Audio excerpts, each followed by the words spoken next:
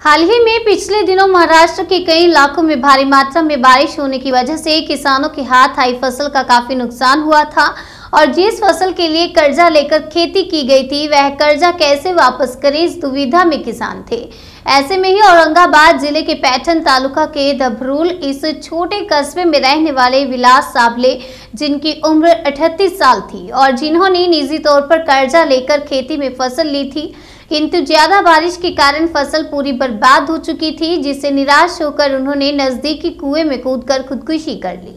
इतना बड़ा हादसा होने के बाद भी प्रशासन के कोई अफसर द्वारा इस परिवार की ओर पूछताछ करने की जहमत तक नहीं उठाई।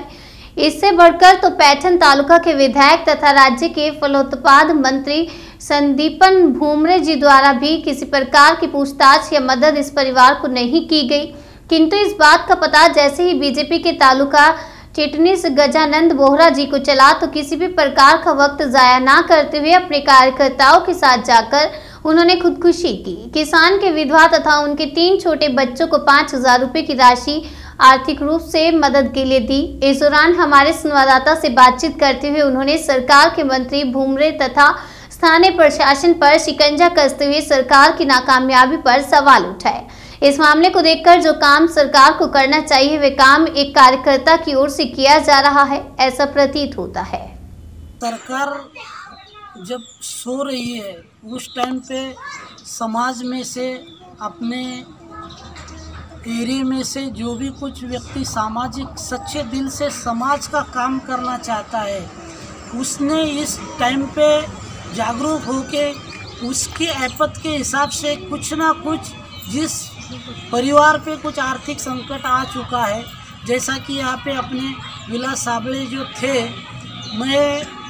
उनके कुटुंबों को यहाँ पे कुछ आर्थिक मदद करने के लिए आया हूँ। अपने तालुका के जो माननीय भूमरे साहब आमदार है, एमएलए है, उनके अंतर्गत ये गांव आता है। ना ही उनकी ओर से यहाँ कोई विजिट हुई है और ना ही उनकी तरफ से ये कुटुंबों को